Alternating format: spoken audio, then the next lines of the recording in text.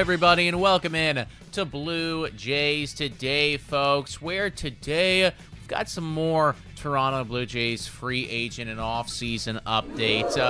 Kind of all in the same vein of we are doing something. We don't know what yet, but something is going to happen. I just can't wait until it does, because from everybody that we're being linked to and everything like that, this could be one of those like big time off seasons that you look back on in a couple of years and go, wow, we really nailed it. Or on the flip side of things, alternatively, we really screwed the pooch. So we're going to talk about some of those recent updates going on there. We, of course, are also going to be answering your questions in the mailbag. If you haven't already submitted to them, the link is in the description to do so. We've been answering 3 to 5 every Monday and every Friday. Shout out to everybody who submitted so far. And if we haven't got to your question yet, I assure you we will very, very soon. But before we get into all of that, last week on Friday, everybody, we posted it up there. We said, you know what? It's free money. You got to take it. Shout out to Betway. I hope that every single one of you bet on the Green Bay Packers this weekend to win against the Chicago Bears, because hopefully you didn't take the spread. Hopefully you didn't take the spread, though. Hopefully you didn't take the spread. You know? Money line was clearly the safest thing. It was. But just as sure as the Toronto Blue Jays will get used as leverage every single year, it is just as sure that the Green Bay Packers will always beat the Chicago Bears. So shout out to my fellow Packers fans out there. I had to do that on Victory Monday, you know? I just wanted to put it out there as well. My Arizona Cardinals right now, if the season were to end, it would be the Arizona Cardinals at home welcoming in the Green Bay Packers in a playoff game. That's almost a streamable game, you know. That's almost exactly like, I don't right? think we would, but it's like if we could ever be convinced to stream a football game on our channel, that would be the one to do it, you know? Absolutely. But we're here talking about the Toronto Blue Jays at Cardinals. Although, hey, nothing funny about the Cardinals. All legit and elite guys. But we're here talking about the Toronto Blue Jays. And recently, like the thumbnail and the title suggests, that MLB Insider gives Blue Jay fans some new hope. Right, and that insider is Jeff Passan. Everybody, he probably came the most trustworthy and best one out of, you know, if I had to tier rank all of the MLB insiders, you know, cause you got a couple of them in there. Yeah. You know, you got your Nightingales, your Bob Nightingales. You got John Morosi's down horrendously. He's still in the bottom tier, the dungeon tier, after what happened last year. But Jeff Passan's an S tier level MLB insider. Absolutely right, and he came on the Bar B podcast, the Bar B cast. And he came out and he was talking about how the Blue Jays are going to do something big. Now, I think the question that he was referring to or got asked was, you know, do they have a chance at Juan Soto? Is this realistic? And he said, well, probably not Juan Soto. I mean, Juan Soto is probably the most unrealistic one of it all. But he does give us some reassurance that the Blue Jays, they're going to do something big. Well, and there's a lot of free agents out there, Nick, and into the chat, that are very big. There's a lot of good pitchers. There's a decent amount of bats, and the Blue Jays are kind of poised to do something to get one of those guys. And also, too, I actually don't think he says probably not on Juan Soto. I think he was in that whole thing. I mean, he makes it very clear that, yeah, there's other suitors out there, but we're very serious in that. We are serious. He wants to make that clear that, you know, we're not, this isn't one of those things where, you know, you're going out there and you're trying to make your fan base feel good. In fact, he even talked about how, you know, terrible it would be if we don't get Juan Soto, and how, you know, after losing out on Shohei Ohtani last year and then, you know, being in the sweepstakes again for Juan Soto, how, you know, the Toronto Blue Jays front office and the management doesn't want that to happen. So across the board, like, I think we just need to understand that these Toronto Blue Jays are more serious about spending money this offseason than I think a lot of us had initially expected. We heard that there was a budget. We heard it was, you know, $25 to $30 to $40 million that we were going to spend this offseason, you know, on average annual value type stuff. And we kind of got it in our heads that, oh, it's going to be another 40-year-old DH type thing and another, you know, defensive-minded first infielder and that whole shebang. But the more that this offseason progresses and the more that we hear from Jeff Passan and, you know, all of the other people, it does feel like this Toronto Blue Jays team is a lot more serious about going out and getting a big guy than we initially thought. Yeah, well, because we initially thought that when they came out in the presser said that we're going to spend about the same amount of money. Well, we thought, and with all the holes that we have to fill, it's like, well, that's that money that we spent, which is about roughly $40 million last year, is going to be spread across like 4 or 5 guys, and what kind of quality players you're going to get with that. You're going to get the same type of players we had last year. And, you know, Ben Nicholson Smith, shout out to him. He kind of came up with an article kind of calling out the Blue Jays front office for contradicting themselves, because, I mean, we've all talked about it. Whenever they come out with those press conferences, they're never telling the truth, or they're never giving away exactly their plans, but they were trying to be conservative, trying to like lowball us. So they didn't want to sell high and then have us get disappointed again. They wanted to sell low, and then if they did something high, we'd be all up on them again, and high on them, right? Yeah, they always play it very, very safe in those press conferences and leaving everything on the table. Now, back to Jeff Passan there. He talks about the Juan Soto stuff, and he says, okay, we're in on it, but obviously he said he doesn't know if we're going to get it because there's a lot of people in on Juan Soto. Of course, yeah. But the one thing he was very clear with is that we are going to get a guy, and the way that he said it, kind of the way that he spoke, where he put his emphasis on his words, it wasn't just like a guy, it was like a guy. Yeah, and a guy. We're not talking about Turner. Exactly. We're talking Alex about Verdugo. A literal guy, Yeah. So like that's the emphasis there, and I think that's what I can take away from that is, I see people in the chat discussing it's probably Bregman, sad face. And listen, I get it. You have your concerns about an Alex Bregman, or I think there's a lot of concerns about a bunch of different guys. I think if you concerns about Pete Alonso, but ultimately they are looking at getting a player like that, and I get it. Maybe Bregman's not the guy for you, but I think we can all agree it would still be a boost to this lineup from where we're currently at. And they are looking to do almost assuredly something of that caliber. Yeah, get me any guy. Literally, I don't care. I've kind of come to this reality a couple of days ago. Like, to start off the offseason, I was getting kind of picky. Like, okay, we have to go out and get a certain power outfield bat. We have to go out and get like some good back end closers. And I wasn't even open to the idea of getting a starting pitcher. Well, they have been rumored to be in on Corbin Burns, Max Fried, like all these starting pitchers. Yes, please. Yeah, like absolutely. Like that inevitably is going to help your team, whether you like it or not. And like we've talked about before, just cast that wide net, because we are in a bad position right now. I mean, one of the big Achilles heel to us signing Juan Soto this offseason is the fact that we have a losing team and we haven't been really winning and going deep in playoff runs the last few years. So how are we going to convince Juan Soto to come play on our team when that's part of the, things that he's looking for in a team if he wants to get locked down for 14 to 16 years? So for us, like, if that's someone else's kind of, requirement, I want to go play on a winning team, well, then the Toronto Blue Jays aren't your team. But go cast that wide net to go see who in the hell that is talented out there, then come play for the Toronto Blue Jays. Yeah, of course, right? And every single person that you bring in is going to help convince a further free agent that you are a winning ball club, right? Let's put it this way. I don't know how insane they're going to get, but let's say in the next week or two, they did bring in a Max Fried. All right, you bring in a Max Fried.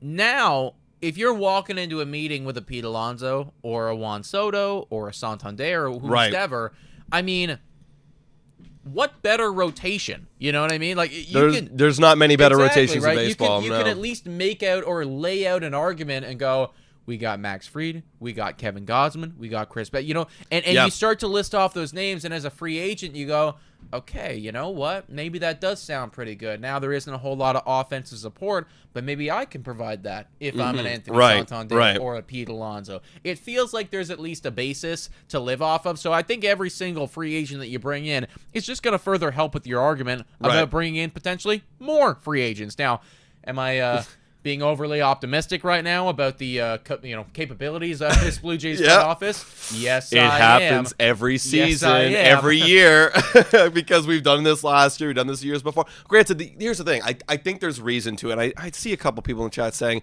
we ain't getting shit, like just total. And I've seen a lot of this all over the internet, and I get it. But we have had the capability of bringing in guys. Like, let's not forget, we did bring in Kevin Gausman. We were able to trade for Jose Barrios and sign him for a long-term deal over $100 million. We were able to add in Chris Bassett. We were at the time able to get George Springer, and that came out of effing nowhere. So what's to say we can't do another one of those similar signings now? Well, and here's the thing, like Matthew Strong, all the respect to you, dude. I mean, you're an OG. You've been here for a long period of time. But I'm going to disagree with you because I'm going to be listening to my guy Jeff Passan saying that, in fact, we are going to be doing shit. I mean, it might not be Juan Soto, and that's the point. It might not be Juan Soto. We need to be okay with that. For sure. There's a very high likelihood that we are not going to end up with Juan Soto in Toronto Blue Jays blue. That's just the way of it, all right? You know, you could get heartbroken, but just don't get too attached to it. If there's a possibility, you shoot your shot, and then you walk away, and that's what they're doing right now. But the one thing that we can at least almost guarantee, and this is now the expectation for me this offseason, is that there is going to be someone big coming in, someone of the caliber of a Santander or a Alonso or a Fried or somebody of that. Like I said this on a podcast previously, but we're going to bring in somebody whose total contract is going to be worth more than $80 million. Yes. A big-time guy. Now, that might not be Juan Soto, but that does include all of your Willy Adameses and all of those good big-time players. So for me, after hearing this and everything else that we've kind of heard come out of the rumor mill, that's the expectation. And if you fall short of that, then I'm going to be very disappointed in this offseason, in this front office. Absolutely. How could you let yourself as an organization see what happened last year when you missed out on big free agent names and you had to settle for guys like Turner and IKF? Look at what happened. Like, that was the largest swing. Like, I can't tell, what would have happened if we would have got somebody else, if we would have got like a Cody Bellinger, well, even a Shohei Ohtani. Probably a lot of good things would have happened, but, maybe a little bit of a domino effect thing. But you can't, what you could do as a front office, you can't let that happen again. You have to do your part, and then if it fails, fuck, it failed. You did your part, right? Well, I'll tell you right now, man, if they make it through this offseason, I didn't even think that they should be allowed to manage this offseason, but here we are, and, you got to roll with the punches. But if you go through this offseason, and after everything that we've heard about this, and you don't need to get Juan Soto. I always knew that was going to be a long shot. But if you go through this offseason and you don't end up with a big signing, like, somebody of that caliber, and you don't end up extending Vladdy Guerrero Jr., and you don't end up making some type of big splashy trade. I saw somebody in the chat talking about how Alec Baum is available. Yeah. Hadn't even thought about that from a Blue Jays standpoint. That could totally fit. Could make sense. Absolutely. That would be a nice addition right there. Good timeline, too, like for his contract. Exactly, right? But if you go through the offseason and you don't do anything like that, and it looks very similar to what we saw last year, I'm already done with you, but that's like the finalist of straws. If I had any straw left, you have taken it, you have thrown it away, you have burned it. I am off your train completely forever if that management does that. And then watch, then they stay here for the following year. Could you imagine if that actually happened? I mean, everyone let me know in the chat, like, how disgusted and turned off of this organization would you be if we fail again to make playoffs, we don't make any big signings, we don't extend Vladdy. Vladdy's up there in free agency talks with other teams, going to visiting their, clubhouses and stuff. How disgustedly turned off would you be from the Toronto Blue Jays? Listen, man, I know that we've joked about it several times before, but in all actuality, that's when we become LA Dodgers today. Yeah, I'm disgusted. Like, I'm obviously kidding aside. But it's like, I would kind of hate the fact that I am a supporter of this team. Right. If all of that, because here's the thing: is so gross. We've been supporters of the team for so long, but to see the guys running the team not support the team in their own right, you know what I mean? Like you're not doing your part to support the team. I'm doing my part to support the team. You're doing your part. You're all here on a glorious Monday afternoon doing your part to support the team and stay up to date with the latest news and rumors. You're being a fan. They're not doing their job. Yeah. I'd be so mistreated. I don't even know how to react. It's LA Dodgers today. That's today. what it is after that, man. Shout out to Daniela Castro here with the $5 dono saying, I know you're going to talk about this later, but if Ross trades Vladdy, Blue Jays fans are going to riot. Sign him now. Let's talk about it right now, actually. Sure, yeah. There was an article that was released. It was coming out of an Athletic article from Jim Bowden, but we don't have the Athletic anymore. No. Costs a decent amount of money. Shout out to them, though. They do have some great articles. But an anonymous GM, a National League GM, came out and spoke to Jim Bowden and was saying that the Toronto Blue Jays are going to trade Guerrero this offseason. And the reasoning is as follows. You got Pete Alonso and you got Christian Walker on the free agency market in kind of a tier of their own when it comes to first baseman. And then after that, I think there's a pretty significant fall off. And I'm not even really familiar with who's available after that. Rizzo, not that many great names after that. So you got two really good players. And he was saying that when they go off the board, let's say Alonso re-signs with the Mets, and then Walker goes elsewhere. He goes to the Yankees. Okay, so you got these two guys who are off the board. then you're going to see a couple different teams come out of the woodwork who don't have a good first baseman and offer up the bag for Vladdy Guerrero Jr. And apparently he's suggesting that the offer would be franchise-changing type of offer that the Toronto Blue Jays would receive in a trade offer for Vladdy Guerrero Jr. once they leave. I don't know where he's pulling this from. I don't know if this is just pure speculation. Like the executive, you mean? Yeah. Like, is this just like his opinion, or has he actually heard from somebody that he works closely with that they are gonna, or because a lot of people are in on, because he's a GM himself. Like, is he going to be pulling some strings and going after Guerrero hardcore?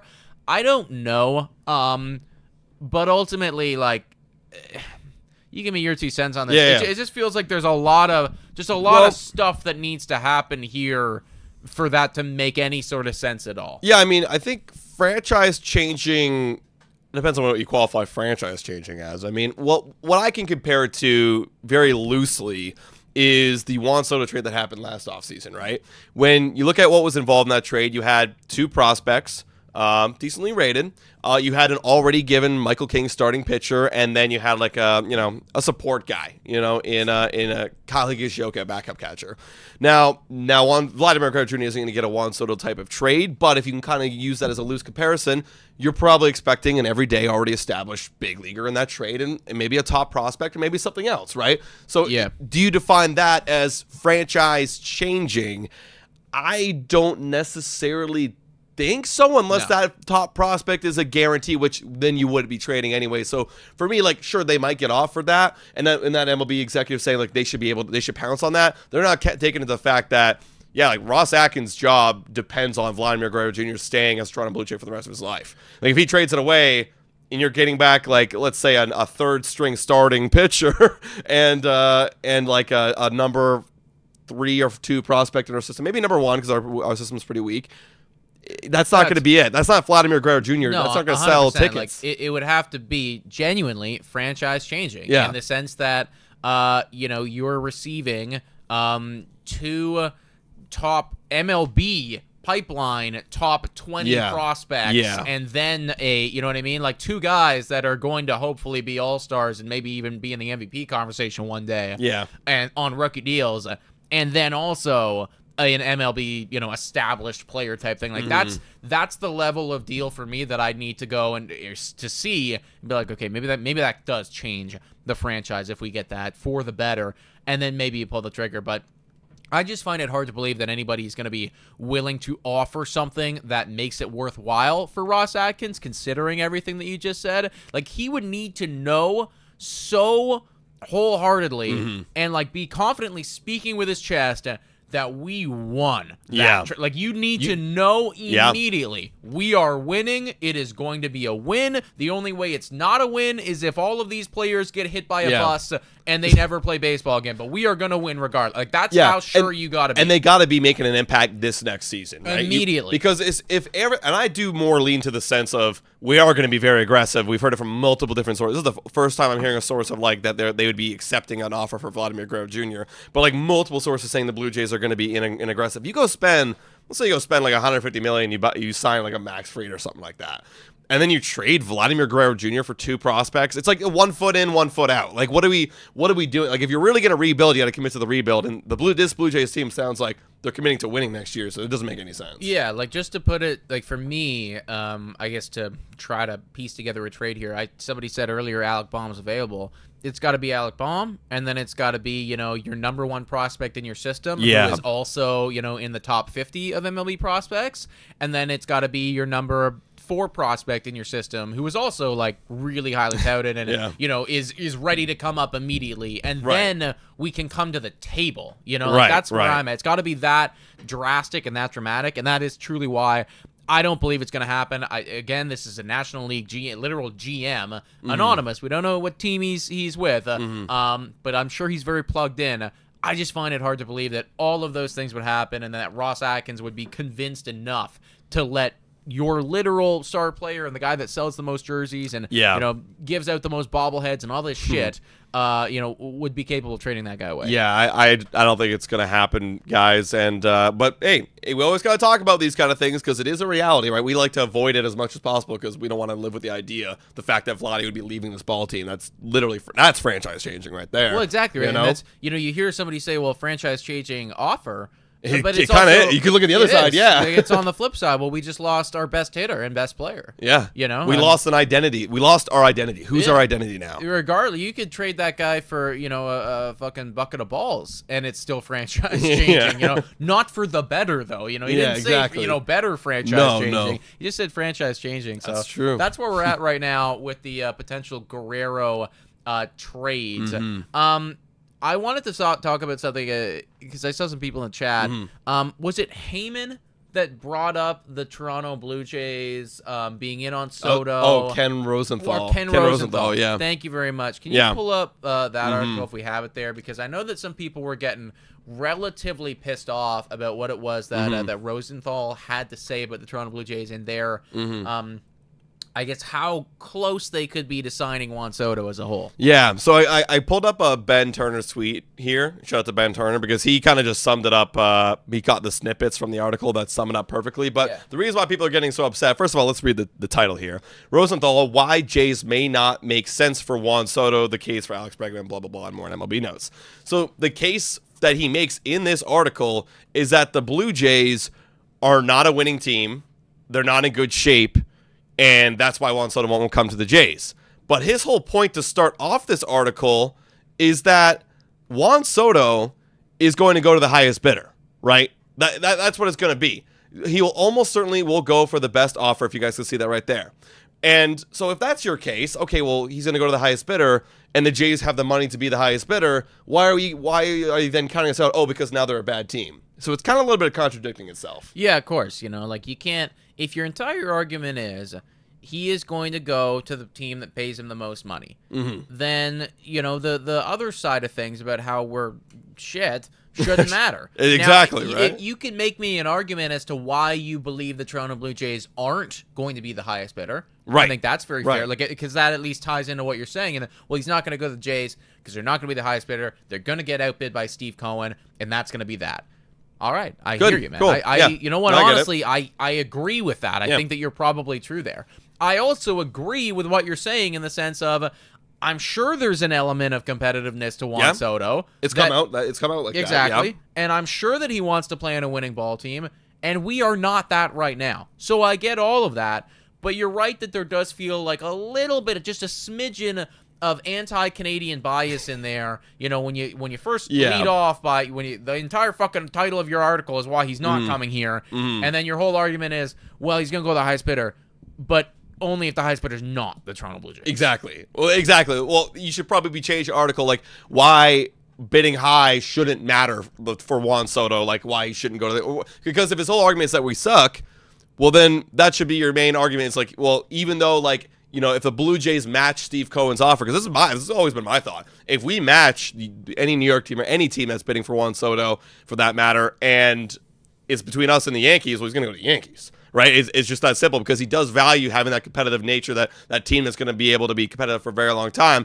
where we've been very shaky in the last 5 years, right? We've been in the playoffs. We haven't been able to go on a deep run like he did last season. So, look, I could see it where we'd have to up it an extra $10-20 million for him to start to go, okay, now it's even, now it's close because the Blue Jays are paying me a little bit more to come play on a team that not necessarily is being good right now. Yeah, for sure. And I see Eugene saying this is nitpicking, and I kind of agree with you because, ultimately, I don't sense any lie in what it was that Rosenthal said there. No. I do think that we are well behind the 8 ball in the Juan Soto sweepstakes. I think that ultimately he does want to go to a competitive ball team, and there's a lot of arguments as to why that's not the Toronto Blue Jays right now. And then also, he's probably going to want to go to the highest bidder too, which will probably not be us and will be Steve Cohen. So all of those things are true.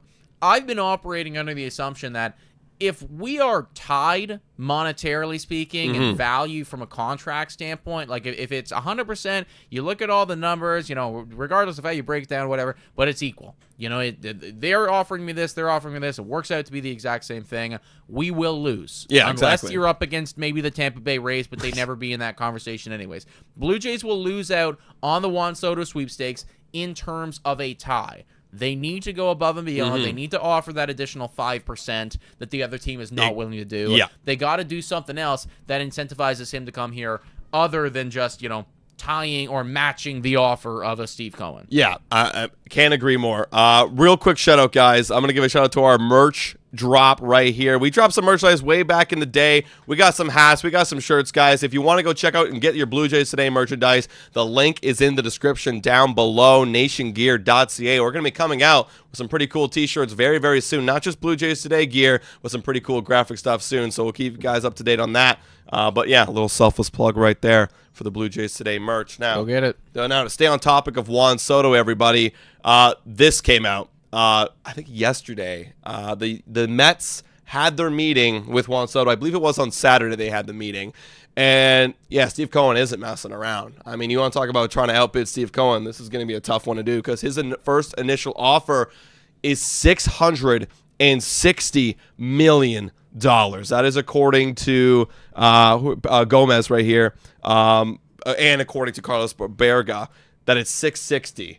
What do you think about that? That being the first offer, does that change the way you think about Blue Jays' chances or what? Well, okay, first things first, I do want to say, is this true? Is this not true? We don't know. The only people that really know are Juan Soto, his agent, and Steve Cohen. I think it's probably pretty close, though. I would argue that it's probably, if it's not that number exactly, it's going to be something close to that. And if that's where we're at, I would be kind of surprised if, it was revealed later down the line that Juan Soto signs for $575. You know what I mean? Like, it feels like we are in the middle 600s area right now, which is wild to say at all. Because, 12 months ago it was, well, can Juan Soto maybe get 500? And now that feels like such a foregone conclusion at this point. Like we're talking about maybe eclipsing the Shohei Ohtani contract for somebody that, yes, is younger and arguably a better hitter, maybe, but also doesn't pitch at all.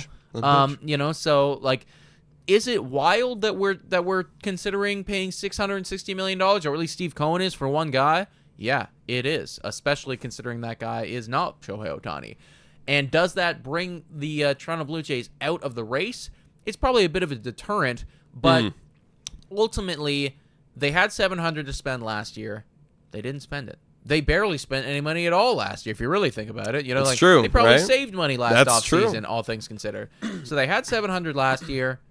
I'd say that as long as the number doesn't, go way over 700, we're kind of still in the mix. Yeah, if 660 is truly that offer, I mean, if anything, I think Yankees still have a budget where they're willing to probably throw out 700 in there. But like they're the team that's been like kind of on the edge of we don't want to go over that $300 million mark again this year. Luxury taxes are going to be quite the thing, and we also have a ton of holes we got to fill. We have virtually no bullpen anymore, and we're losing a lot of our core guys. We're losing 5 players in our lineup that was in the World Series. Can you believe that? That's the Yankees. That's the Yankees, yeah. Like, that's a lot, right?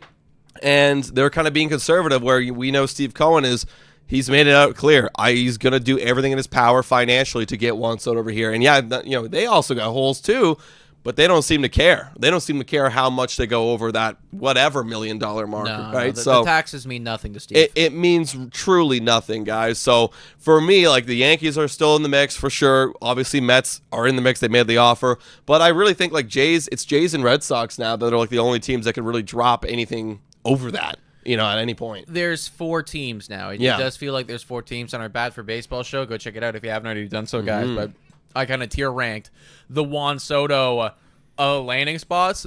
And I do think that probably the leader right now, based on this recent report, is going to be the New York Mets, followed closely behind the New York Yankees.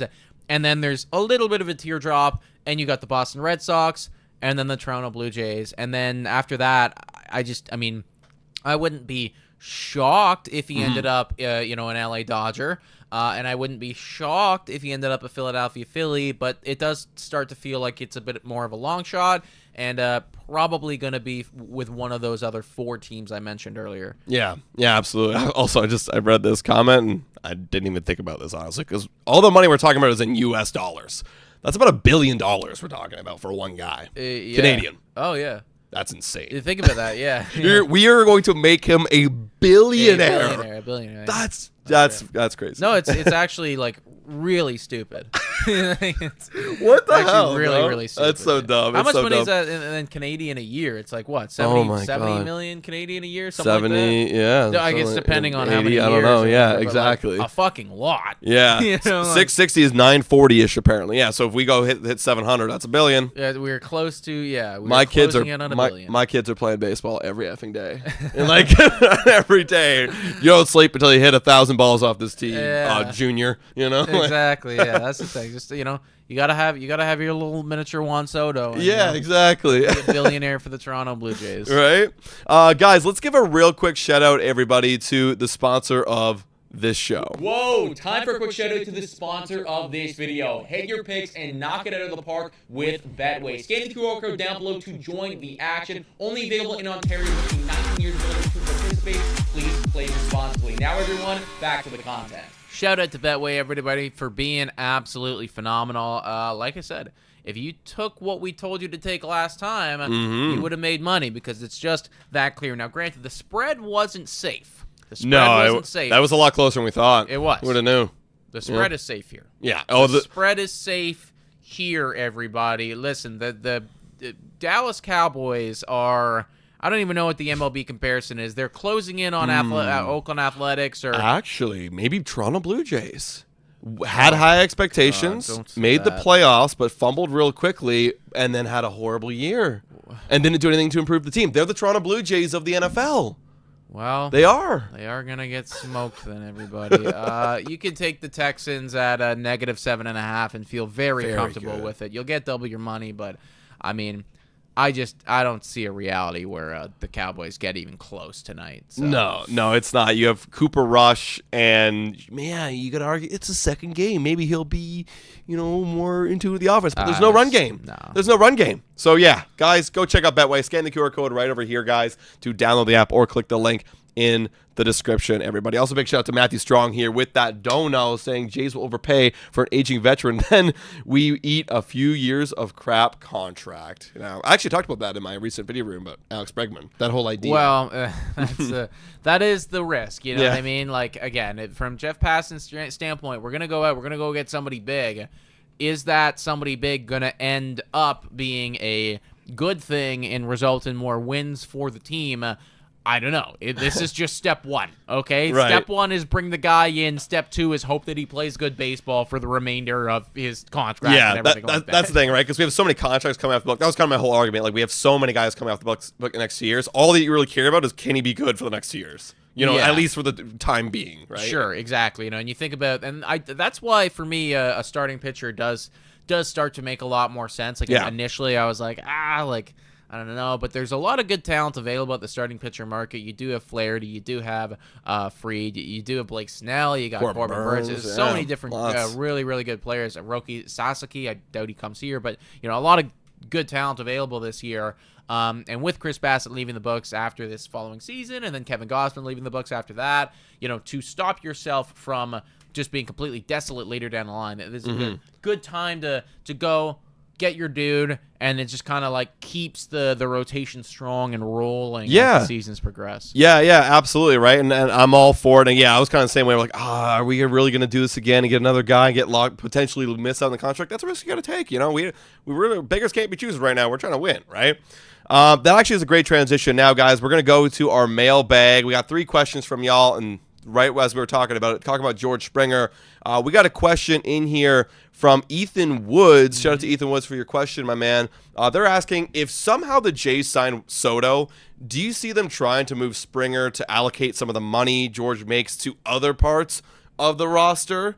Now, first thing first, if we sign Soto or we don't sign Soto, I would like to reallocate this money any way possible. But the other question comes to my mind is it even possible to even allocate that money anywhere else or get rid of that money for George Springer. No, I don't think it is. Matthew Strong in here saying that no one's buying Springer. Can you pull up George Springer's numbers just again? Yeah. Just to show everyone, because it's been a couple months now since I've like really evaluated what it is that he's done and the trajectory of his career. But I think that it's important that we just remind ourselves how much money this guy is getting paid at, what type of production he is coming out with on a year-to-year basis. Yeah, it's bad. It's dude, not good. An on-base of 303. You're the leadoff hitter of the Toronto Blue Jays. Exactly. That's not good. And it's not like you can say that you didn't have, you got injured, you didn't have enough of a sample size. No. You played You're 145 games. You're healthy. You were fully healthy. You had 545 at-bats. That's everything that you need to get into a rhythm, to have a strong season, and he didn't at all. And you're seeing the fall-off. The last 3 years, it has been a significant downward trajectory. Everything, right? I mean, every single category, batting average, on base, slugging, OPS, every single one has gone down in the last 4 years. Correct. So the trend here is it's going to keep going down. Like, he could get even worse than this, guys. And I think anybody with a, common sense brain would see this and go, I'm not trading for this guy or, spending $25 million on this guy. I'm not eating that contract. So I think the reality is, guys, we're stuck with George Springer. Yeah. There's no way we can get out of this. So you got 2 years left at like $50 million in total, 25 a year type thing. I'm not super privy to how all these MLB teams like value every dollar, every cent. But to trade him away, I think you're eating at minimum probably half of that, maybe maybe even a bit more than that actually, right? Because I still wouldn't want this guy for only $25 million type thing, right? No. So like I just don't see a reality where it's ever going to happen. And I do think that this organization is still relatively committed to George Springer. They still believe. Maybe it's a fake belief, but like they've convinced themselves that he is going to be good at baseball. Probably to a fault of theirs, but probably because they have to convince. Probably because they have to convince themselves, right? They almost like they've convinced. They've had to convince so many other people for so long that right. now they're actually believing it, and it's like it's not true, Right? Like when you lie to yourself so much that it becomes the truth to you, right?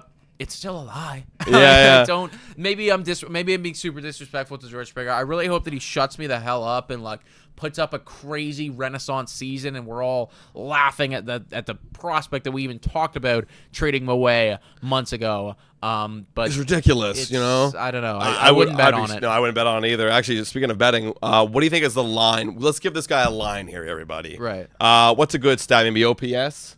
OPS? Yeah. Do you think that George Springer's going to have over under a 685 OPS? Damn, that's like right. That's I know, like a little bit of aggression. Yeah, like, I don't know. Maybe he had, for everyone's context, he had 674 last year. Year before 732. Yeah, it's I don't know, man. It's really tough. It's gonna be right around. I actually have no idea. I have no idea. I have no fucking idea. That's a pretty good line. You got JG saying over. I gotta go under.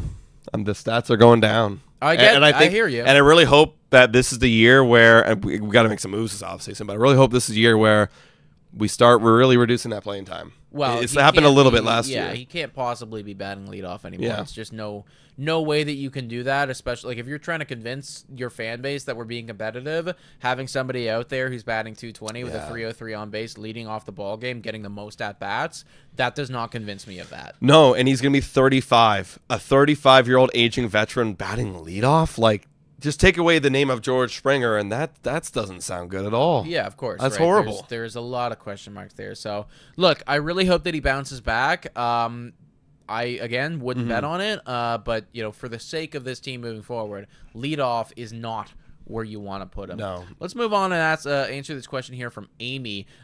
She says, with recent reports that suggest the Jays lack payroll flexibility, are waiting for the market to break their way. That's the quotation. And no traction on a Vladdy extension. In your opinion, do you think it's realistic for the Jays to contend in 2025?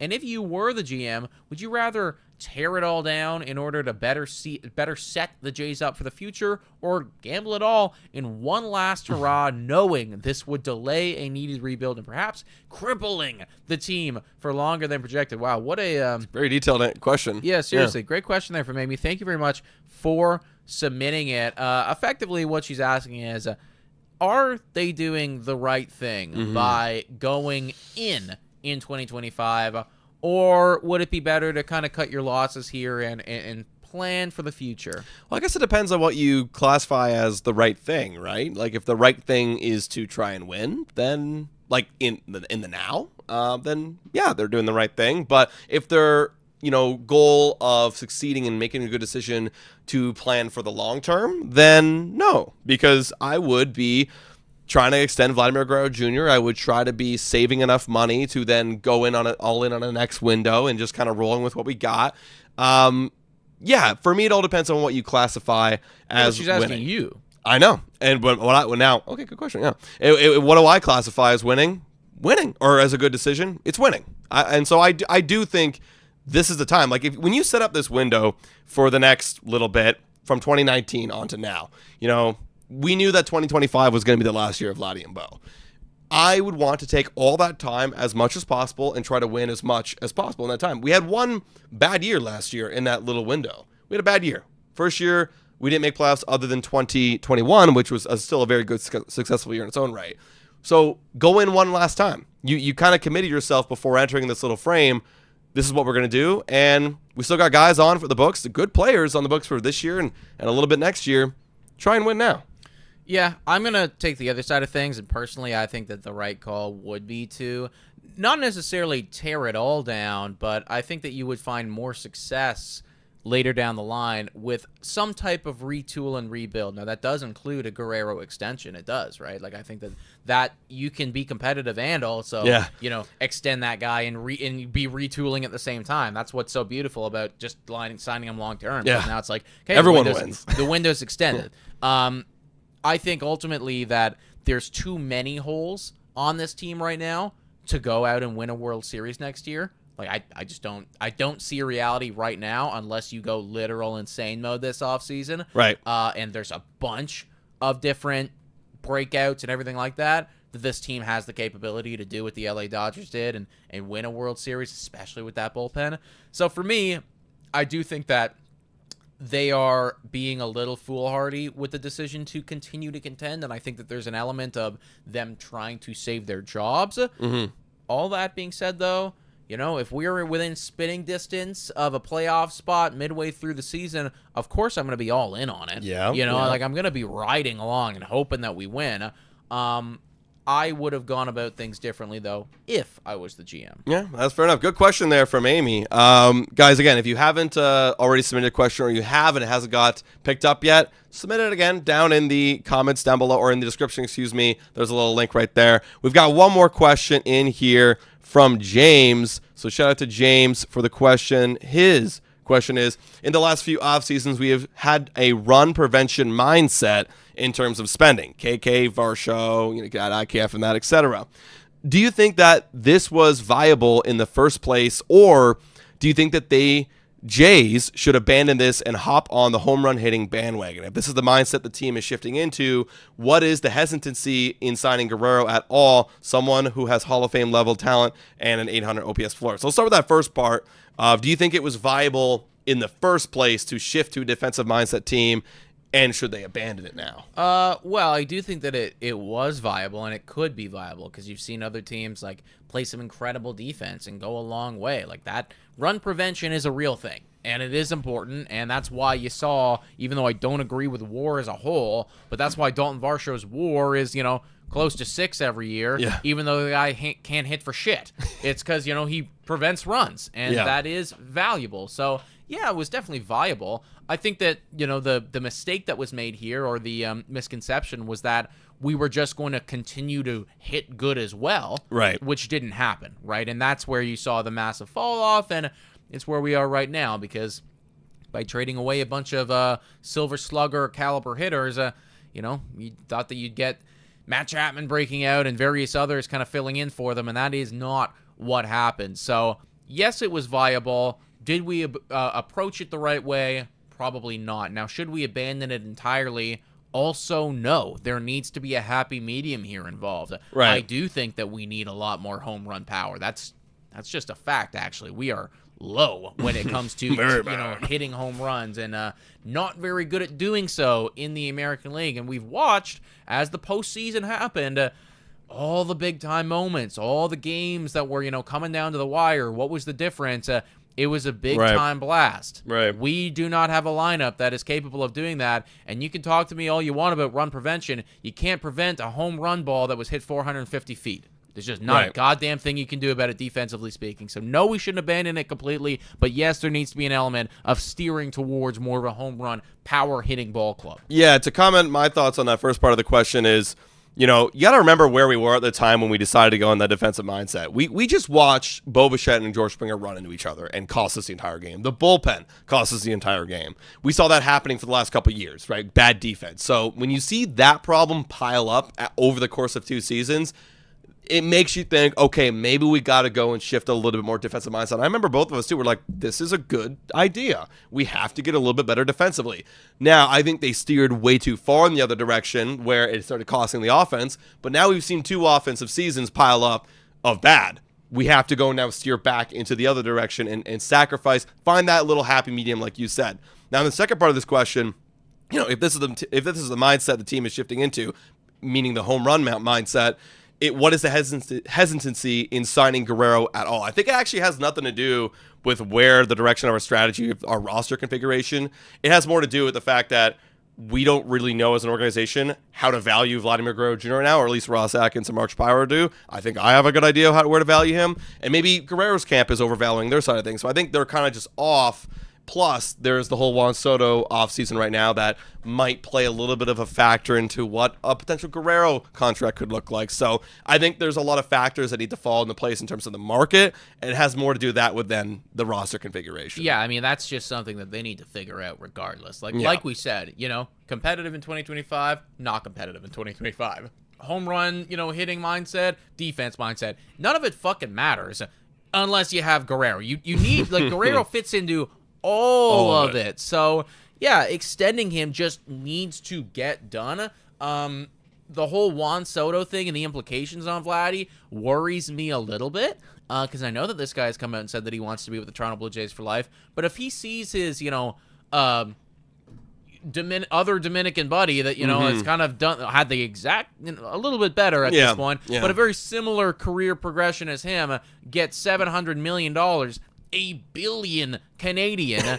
I mean, why would I be accepting a $300 million extension at this point when I got 1 more year left? Dude. If I go out and I finish in top 5 in MVP, then I have 2 seasons back-to-back in a row of being super elite. I got another year on the resume that was really, really good. So I'm up there. I got my career numbers are looking great, and I am also what would it be, 26, 27 years old? Yeah, you'd be 27, right. So it's 500? I don't know. I'm not sure if he could get up there, but maybe he's thinking that. If you think about weighted runs created, that's not that we don't really bring up too much on the show, but I think we should start because he's some of the best of all time.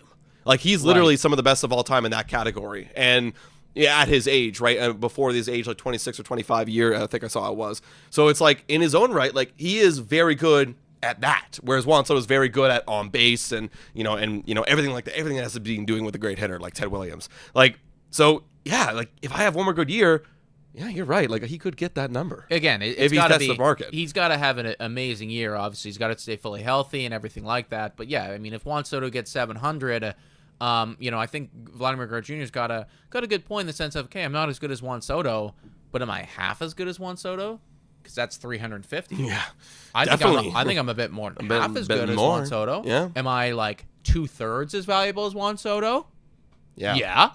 Well, that's 500 now, So it's you see how the domino kind of goes, and this is how this shit works, right? If one guy gets this number, then the next guy who's up is gonna get that much more or close to that. Right. So, right. I mean, the Juan Soto sweepstakes has a lot to do with all of this, and maybe that's why they're coming to a bit of an impasse. But that is also why extending him this offseason is that much more important, because I don't want to be in a situation next year where, Guerrero did have a 40 home run year and had 100 RBIs and a 950 OPS, and now the number is 450 minimum, and Yankees are in on it because they still don't have a first baseman, and now the Dodgers they took a year off this year, so they're back in. Yeah. Like, I don't want to be in that spot a year from now. No, not at all, guys. So, yeah, getting it done this offseason is huge, but we might have to wait a little bit longer because Juan Soto, that could take a little bit of time. Maybe in December we start to see something happening, but after that, then I feel like then we got to start watching the whole sweepstakes for Vladdy Guerrero Jr. Yeah, 100%, guys. Let us know in the comments down below, what do you think about all of this? Hit the like, smash the subscribe button. Shout out and thank you to everybody that has tuned in, by the way. Yes. Guys, if you're not already subscribed, you really should be, because this is just the beginning of what is going to be a roller coaster offseason for the Toronto Blue Jays. And if you have any good questions that you would like us to answer, we'll be back on Friday live again, doing this type of same show. We're going to have more questions. So submit it in the mailbag down below. We'd really appreciate it. Yeah, guys, thank you so much for watching. And as always, Go Jays, go!